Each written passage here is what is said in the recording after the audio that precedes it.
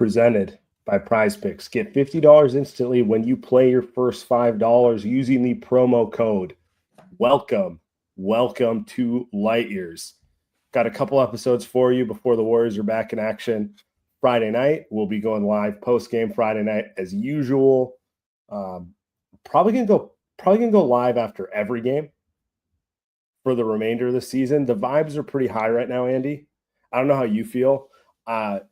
Tommy and I will do a little second half preview, but I'm feeling like very, very optimistic these fuckers can run the table. Like I'm serious. I'm Did you say run the table? Did you just say run the table? Yeah. Woo. 50 I'm Draymond here. Sound like Draymond, yeah. Woo. Seriously, it's not even a it's like 50%. I've always loved Jimmy, and I believe that him plus Steph is scary in a playoff setting. It's also like I'm just not very impressed with the field. And so I'm not saying I would favor them. And I might put some money on them, but I wouldn't say it's the favorite. I'm just saying, you know what? I don't think it's out of the realm. I don't see the 2017 Warriors out there. I don't see Shaq and Kobe. I don't see like a dynastic team. So it makes it exciting now that I feel like they have a chance to really be in the mix as opposed to, we don't need to go until last year. Yeah.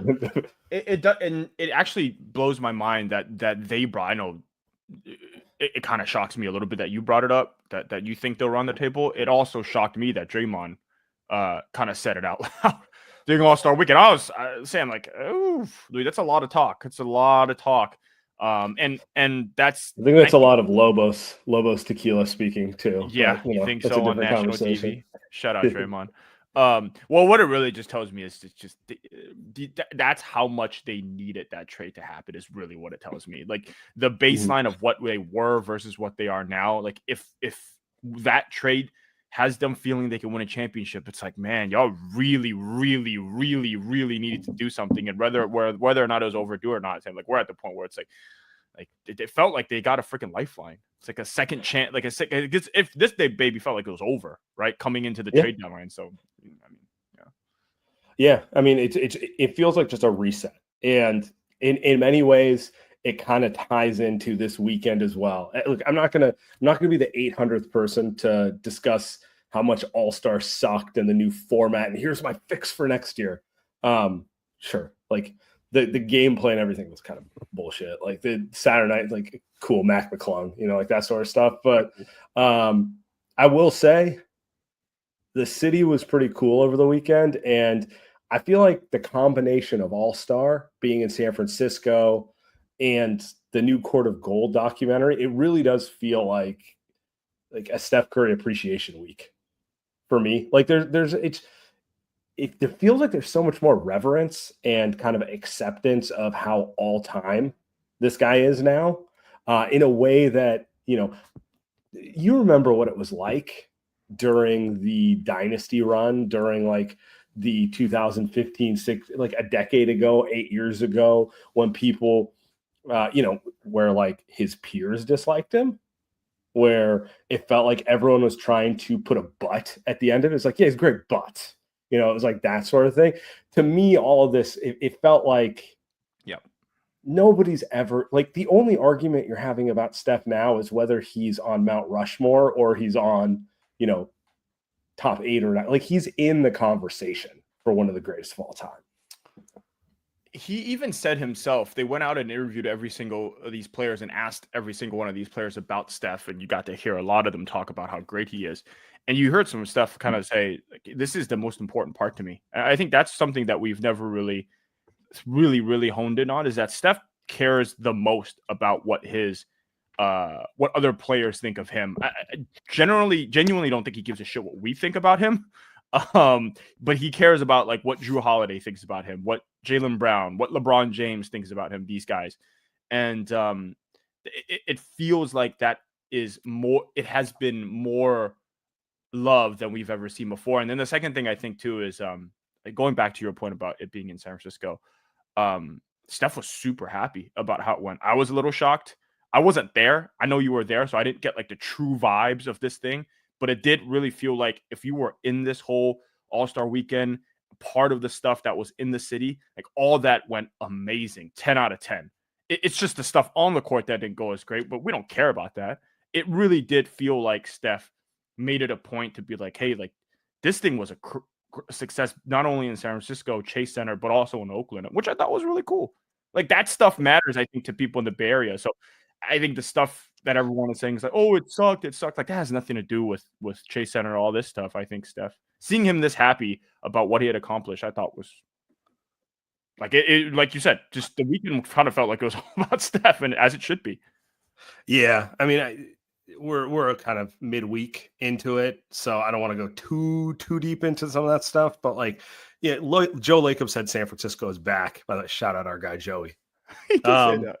But it did, you know what? It did feel like that for me. Like, I'm not gonna lie. Like from a personal level, I moved out of San Francisco during the pandemic. I had a child. You have a child, you start becoming very consumed, and like you forget about, you know, kind of the city in some ways, you know. And I lived in San Francisco for 15 years. Like you lived there 30 years, you know, like more than me. So it does hold a special place to me. And like we all know what how shitty San Francisco got during the pandemic. Like particularly like just homelessness and some of that stuff. And I'm not here to say like everything's perfect now by any stretch of the imagination, but it felt like how I remembered the city a decade ago. It felt like San Francisco in its prime. It didn't feel overrun with drug use everywhere. It didn't feel overrun with filth in certain parts. And I was like in Soma most of the time, which is kind of like the heart of where it was gross. Right. So that was cool. And then on top of it, just all these events, you know, really just kind of showing off the city, which is a great city. Like, you know, no city's perfect. Everyone goes through ups and downs, but it was nice to flip the narrative in some ways, because like I feel like San Francisco's gotten pretty beat up recently. Yeah, it hurts, but you know some of that stuff is true. I mean, dude, I echo everything you say. I find it funny that it's Steph's got to save the Warriors. He saved them, brought 4 championships to the Bay. He's got to save the city too, Sam, and he did. That's what he's got to do now. What can't he do? Should he run for mayor? I know we got a new one, but should he do that too next time? There's nothing this guy can't do. We've had a new mayor for 1 month so far. He seems like he's doing okay and screwed up yet. But honestly, if he screws up, I might as well be like, Steph, just get him out of there. Get him out of there. My favorite part of it was, you know, he was doing an interview and he said he's from the Bay Area. And then he's like, by way of Charlotte, but the Bay Area is home. And to me, like, I wish I cut the audio for it, but it was just kind of like this kind of like, he's been in the Bay for 16 years. Ooh. He's 36 years old. When he retires, he will have spent more than half his life here. And like me, you know, partially in the East Bay, partially in the city. Now, you know, an old guy, he's on the peninsula, but like, you get what I'm saying? Like he considers it home. I don't even think it's a question. Like it used to be like, oh, who's the greatest Bay Area athlete of all time? Joe Montana, Barry Bonds. And like, they're great. You know, like nothing against any of them or anything, but it's like the way everything's trending with this dude, like he is for younger fans who didn't see Montana or didn't really see Barry Bonds. Like I saw Barry Bonds. Joe Montana was my dad's guy. Barry Bonds is very much my generation. And then obviously Steph clears all of them. They're just it's the winning, it's being a global ambassador for the area. I mean, he's the only one who can really say he changed the game. I don't really know how. Well, no, I take that back. Like the Niners changed football in the 80s. Bonds changed. Yeah, okay, so they all changed the game in their own ways. I take that back. That's not the selling point. But my point is, you know, the way this is trending, and he maybe has another 3 years left in him, something like that. It's going to be hard to really make a case for anyone else against him for greatest Bay Area athlete of all time. Yeah, wow. I had not thought about the greatest Bay Area athlete of all time. But, I mean, for sure, Steph, for the guys, everybody that's 20 years old and younger for sure that are going to keep going. I mean, they only know Steph. I think that's it. Joe, yeah, probably 30. I'm trying to think. Barry Bonds Bonds' peak was the early 00s. That was like you can't pitch to him era. So you would Bonds have is to be still a little early in my day. Like I remember Bonds, but like not like that clearly. I'm 33. You know what I mean? 35 is probably the cutoff. I would Mhm. say if you're over 30, 50-50 chance you remember Bonds. If you're over 35, you for sure remember Barry Bonds. If you're under 30, it's Steph, and it's not even a question. And you have to get over 50 to get to Joe territory, I think. Like maybe Yeah. 45, but something like I remember Joe Montana on the Chiefs. And I just remember my dad being pissed off he wasn't on the Niners, but I don't have an actual physical memory of him playing on the Niners because it was like when I was like 5 years old or 4 or something Well, like that. now that I think, well, I mean, you could make a good argument. Joe Montana, top 3 NFL player of all time. Barry Bonds, I mean, you can make an argument he's the best baseball player of all time. He is. Steph is going to be right there along with those guys when his career is over. Maybe not 1 or top 3. I don't know. But here's what I think the difference is, though. I think Steph means much more to the game of basketball than the other 2 guys. And I don't know what that means for the Bay Area, but I do think, like, go back to your point of, like, he changed the game. Steph did more than the other guys, though, in terms of changing the game. We will never, for the next at least 10 years, the game will be played the way that Steph molded the game to be played, at least for the next 10 years. I don't know what's going to happen after that, but that is more impact, Sam, than Barry and Joe. Yeah, Barry Bonds didn't teach people that home runs are more valuable than singles. He just did it better than anyone prior to him, right? Like the funny thing about Steph is it literally took until him for people to understand that not all skills are equal and your ability to shoot the ball is more valuable than your ability to rebound. Skill. You know, like it is a more important skill in terms of what you can do. I wonder. I also think, what do you think Steph's going to be like as a 60-some-year-old, like as an old guy? Because Barry's, I think, 60. Joe Montana's probably 70 now. And so what's interesting is like Joe Montana is kind of salty because of the way the Niners trade. Like he's got a little saltiness that they like. Basically, he destroyed his body, and they're like, "All right, we got a new quarterback. Get out of here." And maybe that's an NFL thing, but it's definitely an NFL thing. So he's a little salty. Barry, he doesn't do a lot of public appearances, but he still lives in the Bay. He obviously is raised on the peninsula. And like when things like this come, he's still very front and center and like acts as an ambassador. You'll see him at Warriors games. You'll see him at stuff like that. What do you think Steph's going to be like when he's in that age range? I actually, when you were talking earlier, I was thinking about you saying he's from the Bay by way of North Carolina. I was actually thinking about Buster Posey, someone that isn't from the Bay Area, moved back to Atlanta for a year, then came back because he was like, "Oh, I feel like I'm part of the Bay." I think part of that was bullshit. I think he was going to get a front office role, and I think that's what I think the what Buster is doing. I think is going to be something that Steph is going to do. I'm not saying he's going to take Mike Dunleavy's job in 10 years, but I do think like Steph is going to be the face. He'd take Joe Lacob's job. Yeah. But it feels like he is going to be like that type of guy. He's going to be on the Warriors. He's going to be whatever minor stake in the team or whatever. And then I think he's going to have a pretty large role as a front office guy, if not the guy in the front office running the team. I just think if he wants it, and I think he will, he's not going anywhere. Like, I don't think he's going back to North Carolina when he retires. That's not happening. So actually, I don't know if that's happening. I'm just assuming that's not happening. I think he stays here, and that's what I imagine. Steph. I don't think he's gonna like vanish. I don't think he's gonna like go and hang out with his kids. And I mean, he will, but like that's not gonna be his thing, right? Like I think he's gonna stay in basketball. Specifically the Warriors. He does strike me as a guy who's going to probably be like, I'm going to take off and then like a year or two go by. Just the kind of like, I'm going to take like a long vacation. And then a year goes by. He's like, I'm fucking bored. Because to me, that was always kind of the Buster thing. It's like he retired. He moved home. He gets home and he's just like, you know what? I'm a different person than I was when I was 18 years old. And it's funny. I never really thought about it till I heard him say it, but he's like, my kids are from California because they were born there. They're not from wherever in Georgia he's from or whatever, you know? So it's like that sort of stuff kind of clouds it. Like all Steph's kids are from the Bay Area. They've all been born since he's been here. They're Bay Area kids. They're not Carolina kids. I mean, obviously they have their grandparents there and family there, and it probably means something to them, but that's not their home. This is their home. So yeah, I could see something like that. It's this feels like an off-season topic, but in some ways, like the All-Star break and the way everything's going, kind of it just feels nice to be able to reset and kind of have these conversations too. The GOAT Bay Area athlete. All right, well, let's do some reads. We'll talk more Steph. God, what a great week for Steph. All right, Let Yours podcast. We're brought to you by Prize Picks. Prize Picks run your game all season long on Prize Picks. Prize Picks, best place to get real money sports action. Pick more or less on at least 2 players for a shot to win up 1,000 extra cash. All-Star weekend just passed, but basketball's back, baby. It's back tonight, back tomorrow. Warriors are back on Friday. Prize Picks also offers weekly promotions lead to big payouts like Taco Tuesday.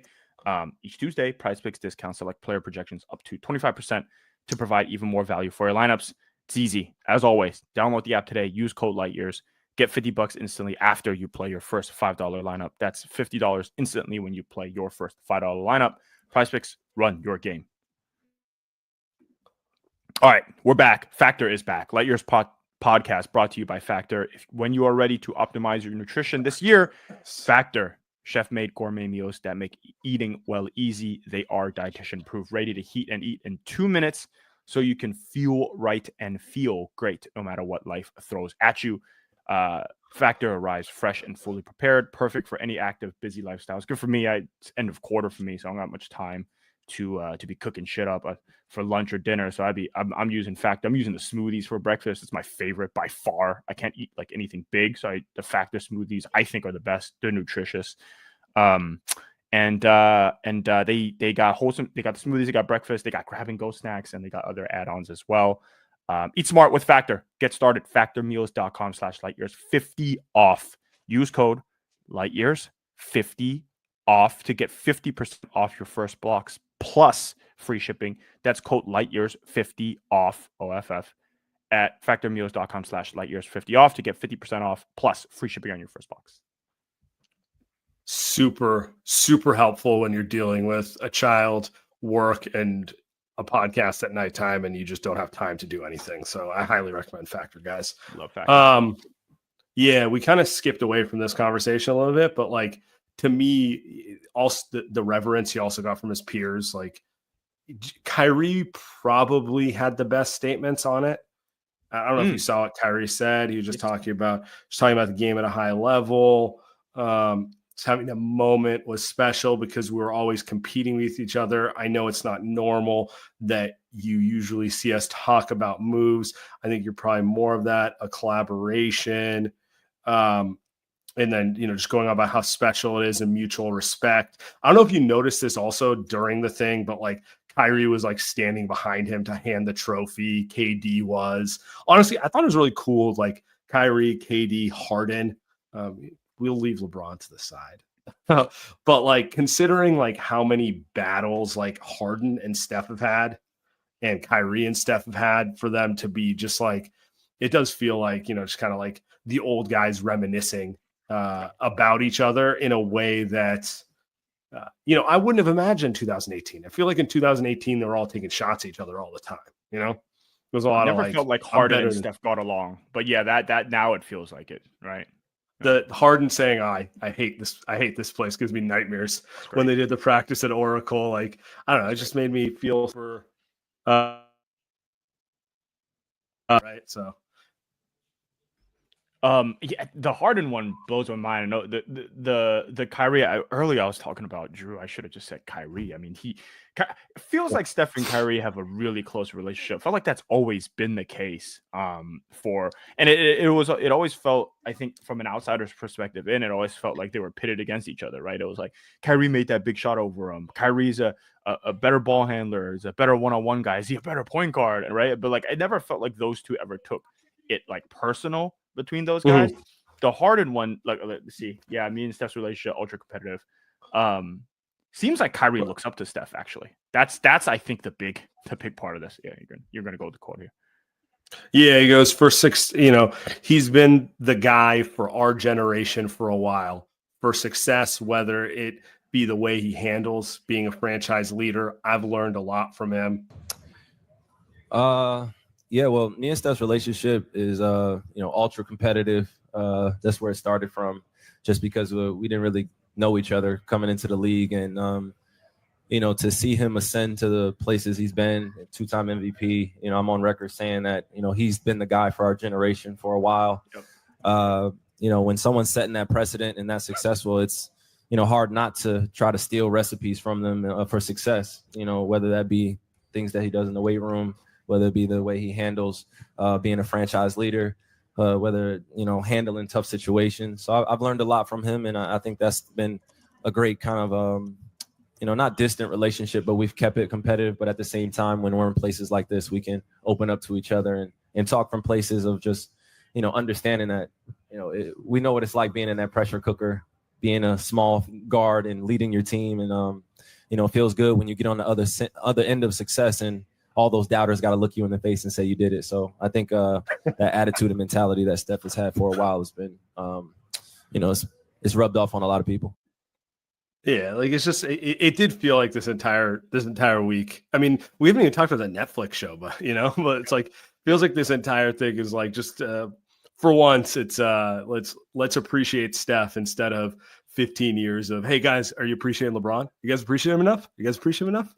No offense though, so. It was Steph's weekend. I think the difference in tone is that a lot of these guys look up to Steph that I never thought was the case, because nobody has ever said it out loud, right? Like to Kyrie's point, like when they're competing against each other, nobody's saying that. But now at this point of your career, like Kyrie and Steph are more friends than competitors. I think like off the court at this point, like I feel like they're way closer versus what they are before. And the way that you hear like Harden talk about Steph kind of blows my mind, because you got to remember, I was looking at the first team All NBAs in the last 10 years. And Harden and Westbrook took a lot of those first teams away from, like, Steph has only been 4-time first team All NBA. It should be 6 or 7. And it wasn't because of like Harden had some great seasons, and Steph's a better player, but like it should have been Steph and Harden every year from 2015 until right. 22, basically.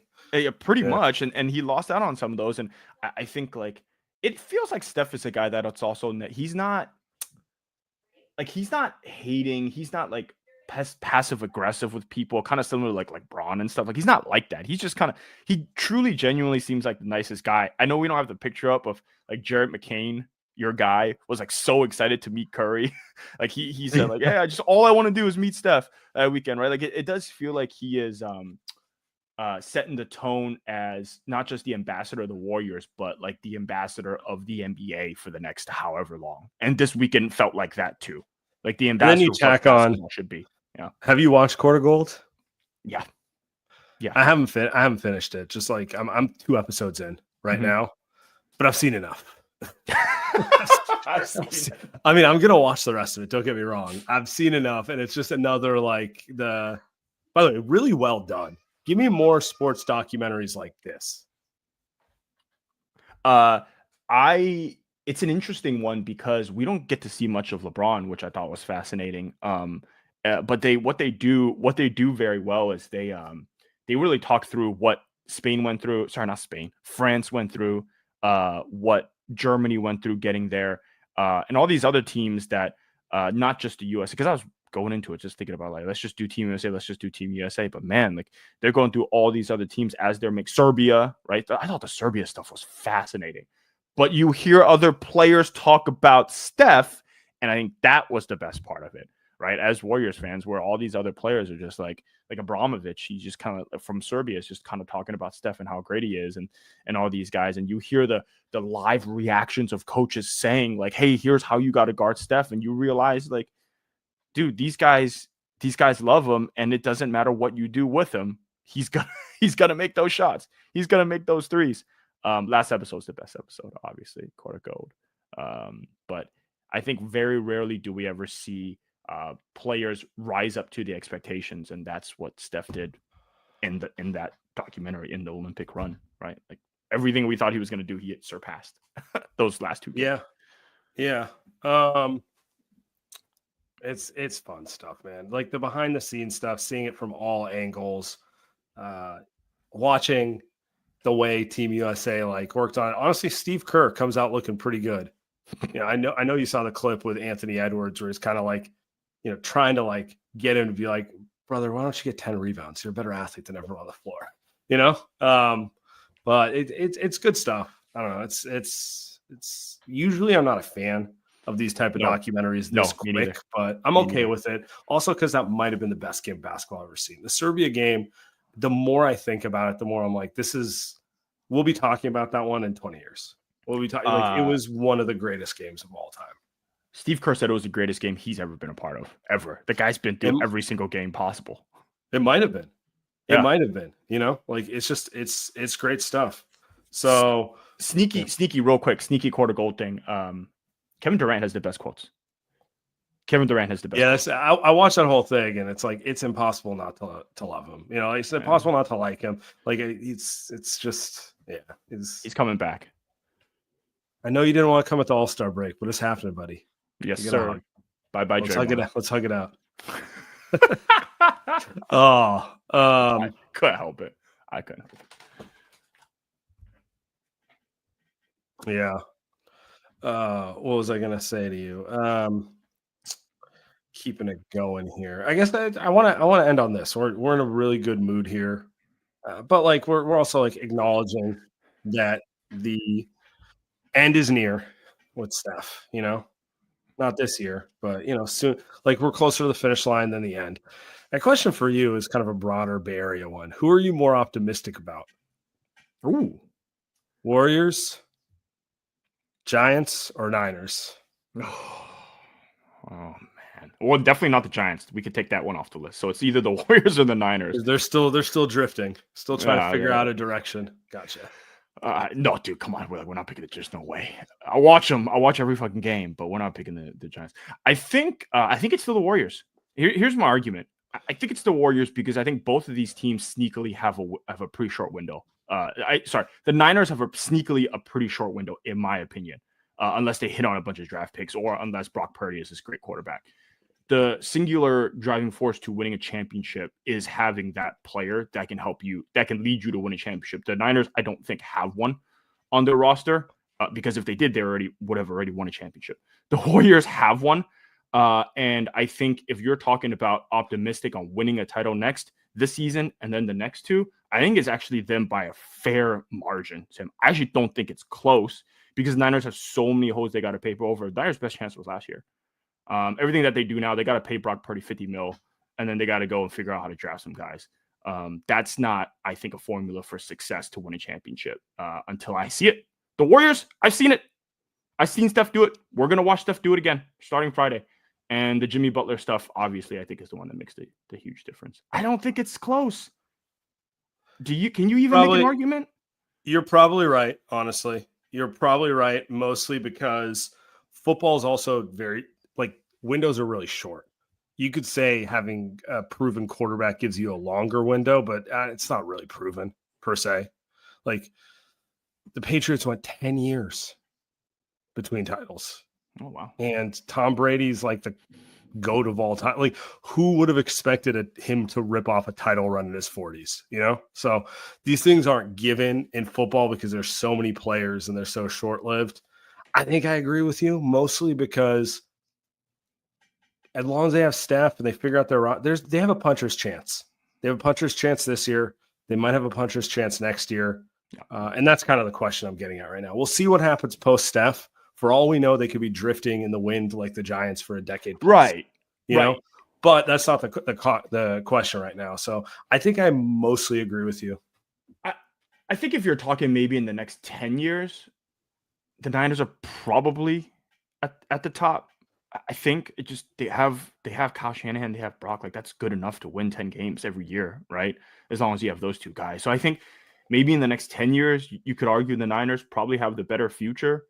But dude, right now, I mean, like it's not even.